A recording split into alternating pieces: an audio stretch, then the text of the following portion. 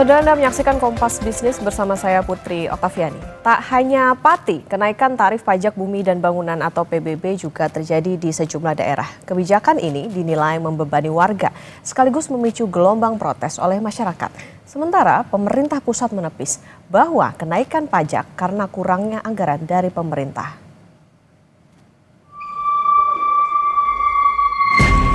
Rencana kenaikan pajak bumi dan bangunan alias PBB Perdesaan dan Perkotaan atau PBBP 2 di Pati, Jawa Tengah hingga 250% memicu aksi protes oleh warga. Meski batal diberlakukan, namun warga terlanjur kecewa atas sikap Bupati Pati yang dinilai tak pro rakyat. Tak hanya di Pati, di Bone, Sulawesi Selatan, unjuk rasa menolak kenaikan pajak bumi dan bangunan atau PBBP 2 sampai 300% juga berakhir ricuh. Dua kelompok mahasiswa HMI dan PMII cabang Bone terlibat bentrok dengan aparat keamanan. Kenaikan pajak daerah juga terjadi di Cirebon, Jawa Barat. Paguyuban Pelangi Cirebon menuntut Wali Kota Cirebon segera membatalkan kenaikan pajak bumi bangunan Kota Cirebon yang sampai 1000%. Warga menilai kenaikan PBB ini tidak masuk akal di tengah kondisi ekonomi tidak menentu. Kami berharap agar PBB kembali seperti 2023. Memang dinaikkan Bu PBB-nya. Dengan Perda nomor 1 tahun 2024, PBB naik seluruh merata minimal itu 150%.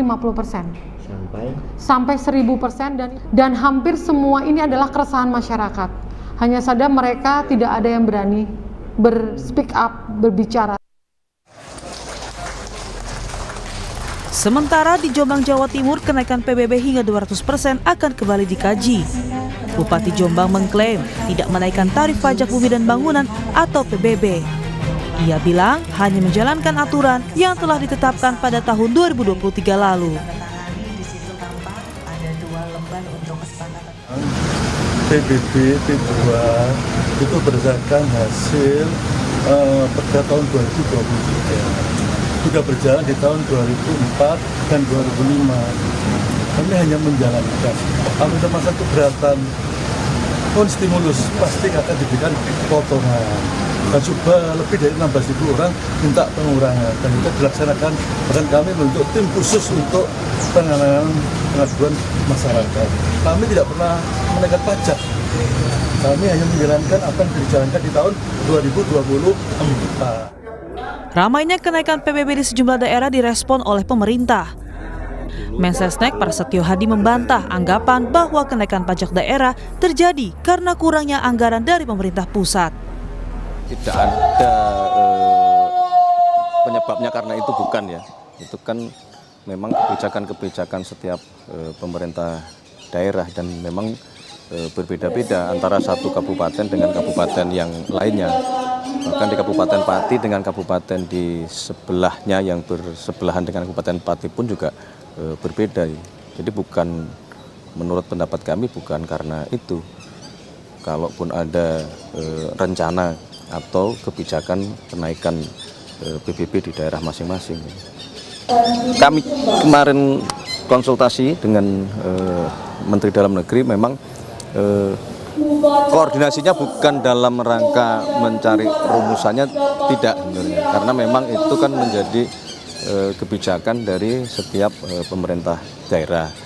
Tapi bahwa koordinasinya setelah kemudian kebijakan itu dirasa menimbulkan masalah, nah disitulah kemudian kita sangat berkoordinasi sangat intens. Gelombang protes kenaikan pajak terjadi di banyak daerah. Pemerintah harus membuktikan bahwa masalahnya bukan karena efisiensi anggaran transfer daerah. Sedangkan jika persoalannya adalah ruang fiskal daerah yang terbatas, segera cari solusi. Petakan mana daerah yang punya kapasitas fiskal tinggi, rendah, dan sedang. Tim Liputan Kompas TV.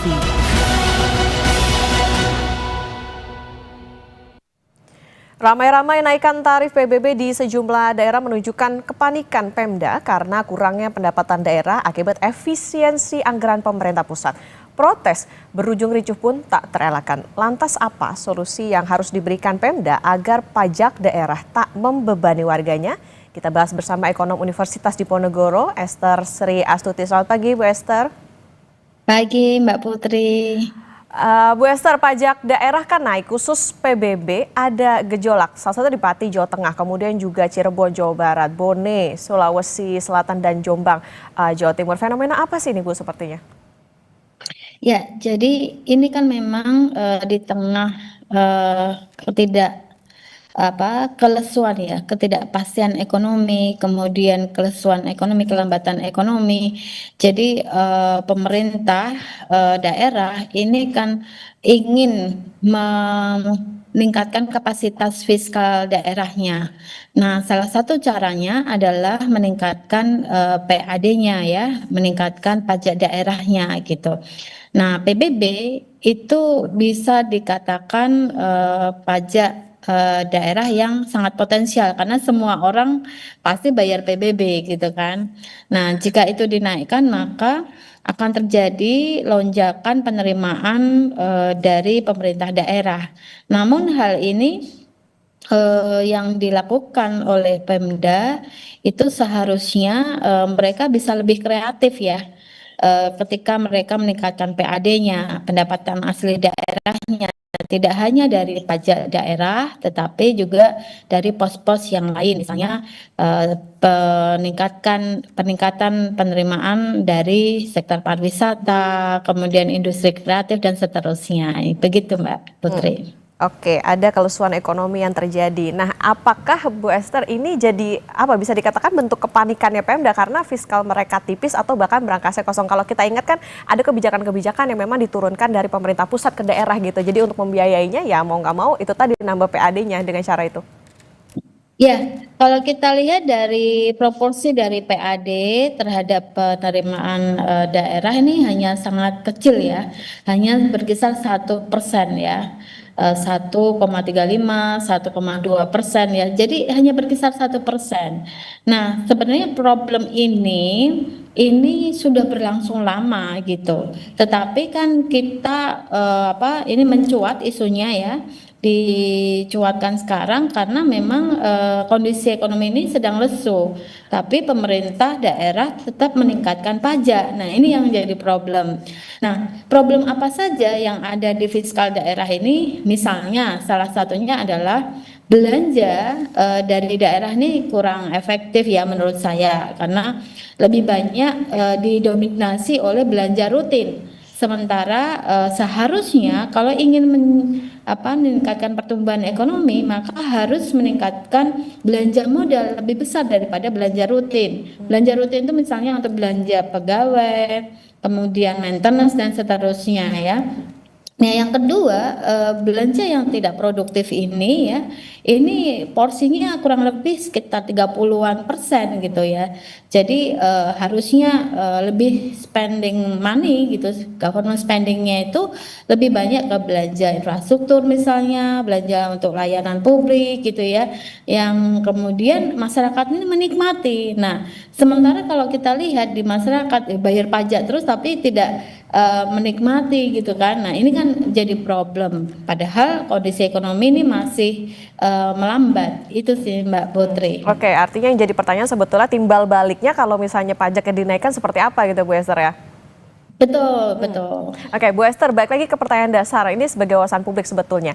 Mekanisme pembiayaan atau operasional Pemda ini tuh seperti apa sih? Sumber uangnya itu dari mana aja sebetulnya? Tapi nggak serta-merta cuma dari PBB aja dong Bu berarti? Betul, betul. Jadi sebenarnya kalau kita bicara penerimaan daerah, ini tidak hanya dari pendapatan asli daerah atau kita sebut dengan PAD, tetapi ada dana perimbangan gitu kan. Dana perimbangan ini bisa dana alokasi khusus, dana alokasi umum gitu ya. Terus kemudian ada penerimaan lain-lain ya. Misalnya ya transfer ke daerah TKDD gitu ya. Dan beberapa pos-pos anggaran yang lain. Nah, tapi memang porsi dari PAD ini sangat kecil gitu dibandingkan dengan dana perimbangan daerah, maksudnya uang pemerintah pusat yang ditransfer ke daerah gitu. Nah, sehingga kedepannya maka ini bagaimana caranya untuk bisa meningkatkan PAD ini sudah problem lama tetapi tidak solve gitu. Oke. Nah, Bu Esther gini, kami mau mengonfirmasi. Jadi ini kan ada beberapa daerah yang bahkan punya ide gitu menaikkan bahkan tadi misalnya di Pati naik sampai 250%, tapi di satu sisi ada undang-undang hubungan keuangan pemerintah pusat dan pemerintah daerah ini bahwa Pemda itu tidak boleh menaikkan lebih dari 100% dari sebelumnya. Nah, ini penjelasannya seperti apa sih Bu Esther sebetulnya? Ya, berarti kan ada limitasi buat Pemda untuk tidak menaikkan pajak daerah semena-mena gitu kan.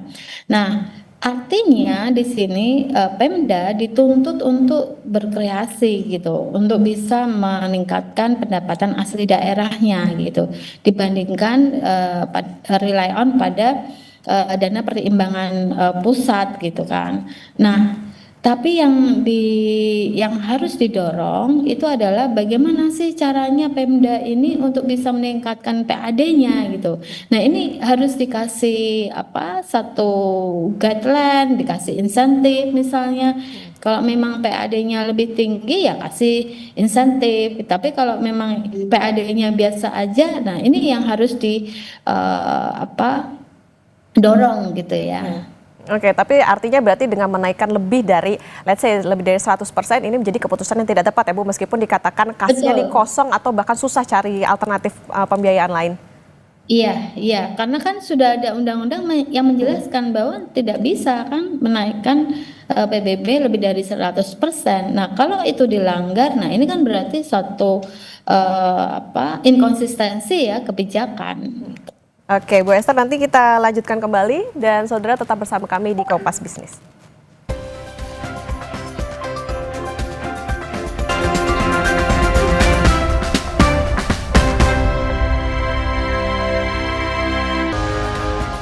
Kembali di Kompas Bisnis Saudara dan kita akan melanjutkan perbincangan bersama ekonom Universitas Diponegoro, Esther Sri Astuti. Bu Esther, kita lanjutkan kembali. Bu Esther, kalau kita melihat kan kayak kemarin misalnya di Pati begitu ya. Nah, tapi ada beberapa daerah juga yang menaikkan pajaknya gila-gilaan bisa dibilang gitu.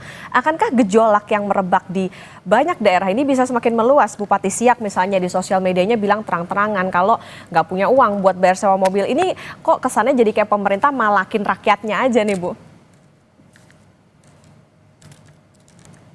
Ya, memang ini menandakan bahwa pemerintah tidak aware ya dengan kondisi ekonomi yang sekarang melambat gitu. Sementara mereka hanya berpikir ya bahwa alokasi anggaran ini harus sesuai dan belanja harus as usual gitu kan.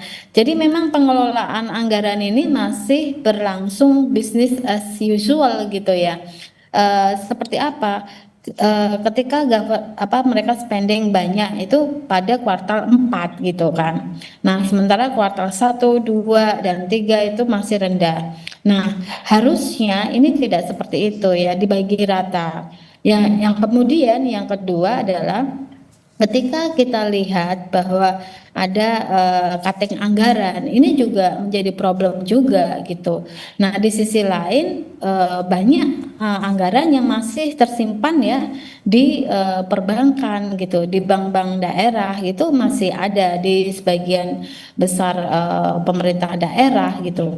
Nah, ini juga harus dilihat lagi. Nah, kemudian kalau kita lihat lagi kalau di sini ya bahwa problem fiskal daerah ini akuntabilitasnya itu harus secara administratif itu juga harus dilihat lagi. Apakah hanya berdasarkan penyerapan anggaran saja, kalau misalnya serapan anggarannya sudah 100% sudah oke. Tapi kan sebenarnya bukan itu.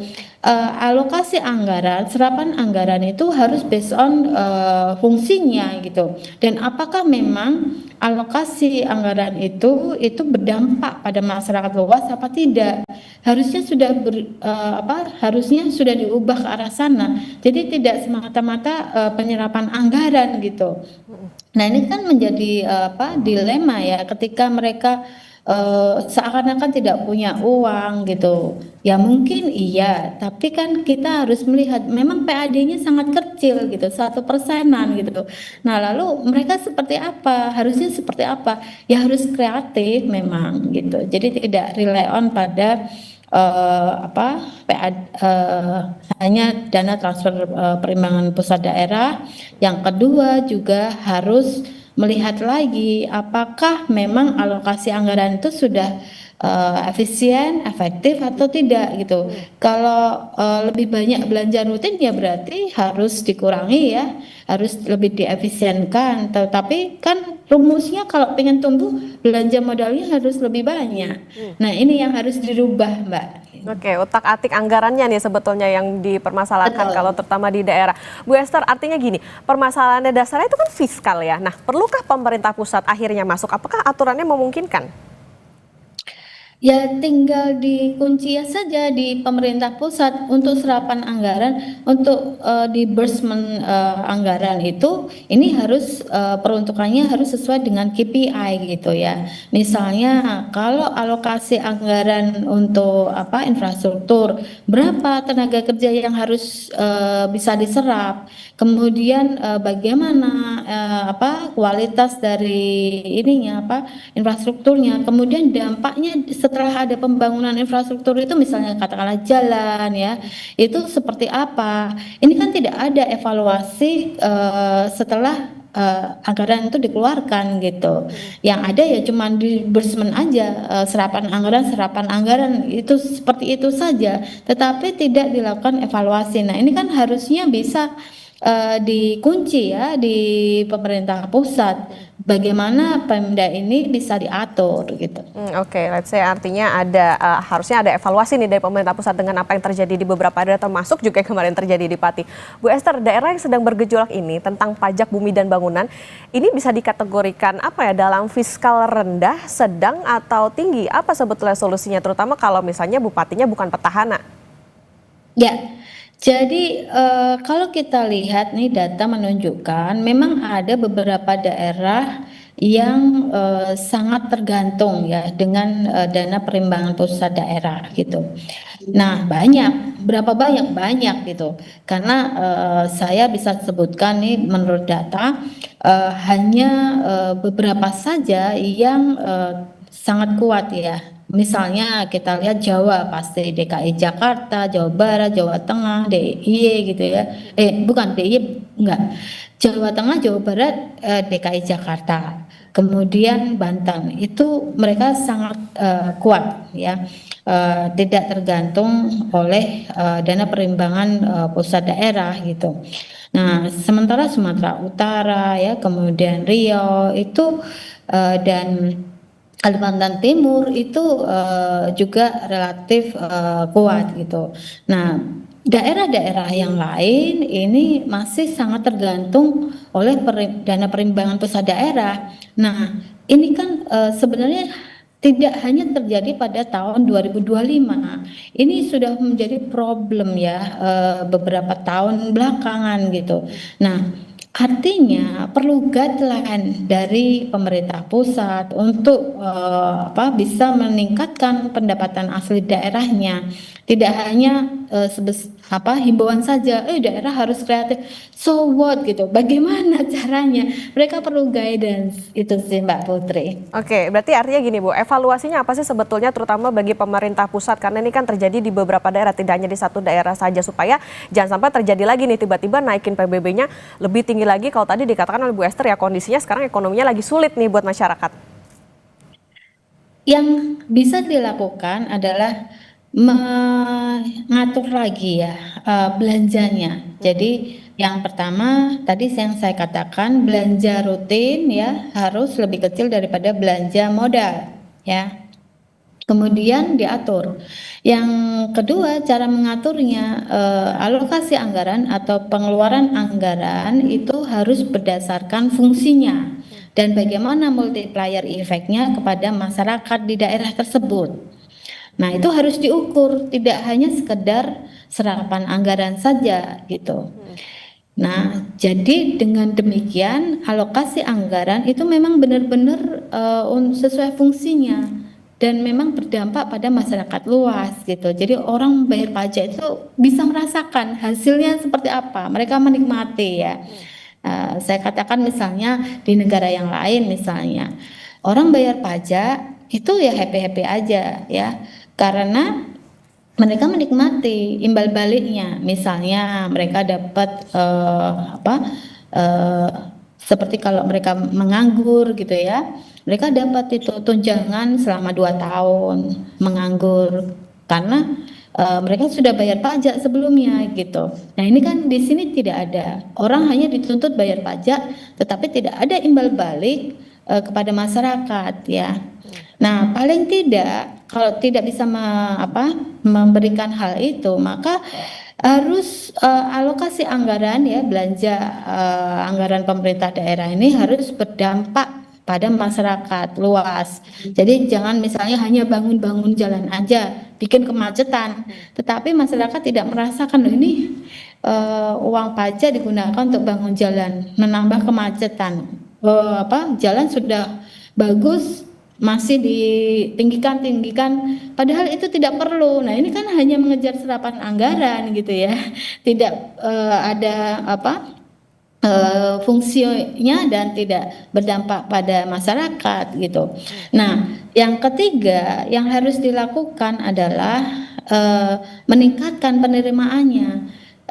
Sekali lagi, penerimaan pemerintah daerah atau penerimaan pemerintah itu tidak harus rely on pada pajak. Itu paling gampang memang.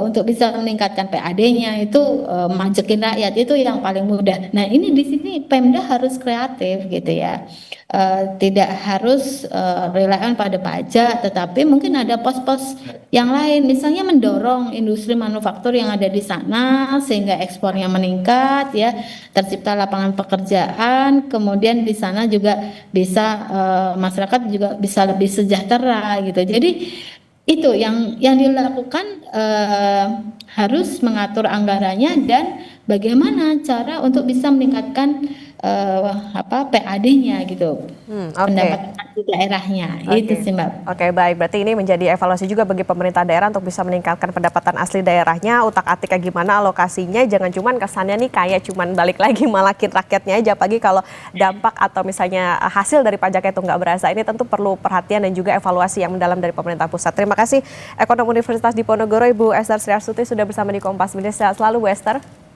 Sehat selalu Mbak Putri, terima kasih.